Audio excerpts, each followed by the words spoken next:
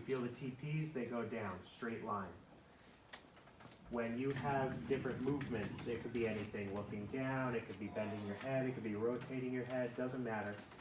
You should feel symmetrical movement, but sometimes you'll have 3 areas, so we'll take vertebrae 1, 2, and 3, and as you're going down, you'll see that a vertebrae, you'll feel a step. It feels like it's translating out to the side. And so when that occurs, we need to basically push it back into the middle. So all we're going to be doing is taking the vertebrae that's being pushed out, and we want to just give it a little traction, push it back in, and let them do their movement to see if what? Gets better. Decrease pain, increase motion.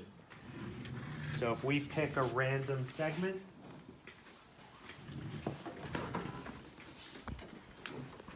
so vertebrae, vertebrae, vertebrae, we'll say vertebrae in the middle is pushing out towards you guys. You just grip the sides of the articular pillar, and let's say his problem was turning to the left. All we're going to do is grip the vertebrae, lift up, place it back in towards the midline, and then just guide the motion. So all it is, I feel something protruding, lift up, pull it back in. I feel something protruding, lift it up, pull it back in. Rinse and repeat, that's it. Does that make sense? Yes. They're doing an affiliation, makes sense. Thanks. No, it makes you.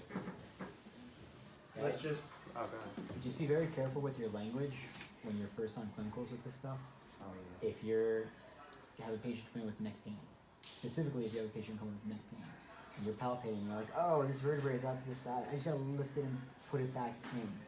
Those small little words right there are gonna cause a cycle of possible fear avoidance and catastrophization? Whatever that word is. Catastrophization. Thank you. Whatever that word is right there in that patient. Okay? You have to be very careful with the words. Yes, these are the instructions that we're giving you for correcting this, but no, there is not a vertebrae at a place that you're lifting and putting back in. And making sure that you distinguish that with the patient. Oh, you know what? I feel like you need a little bit more muscular support over here. So let me hold on to it. Let's see if this feels a little bit better. Okay? And that's going to play a little bit better with the patient. Oh, great. We can give you some exercise, get you a little bit stronger. Cool. When you're stronger, we'll get you back into that. Okay? Yes, those are the motions, but when you say that specifically to patients with neck pain, they're going to think something's out of place and that you're the person that needs to put things back into place. Or they're going to start to guard and they're going to clench up even more. And that's going to lead into them getting into more of a pain cycle. Okay? And you're going to have to try to walk through that. So it's better to be very careful with your words. Even if you're on clinical and in your head you're saying, okay, I need to distract or lift and place in your head, that's great. Get in the habit of not saying it out loud. Okay? So we're gonna break, thank you.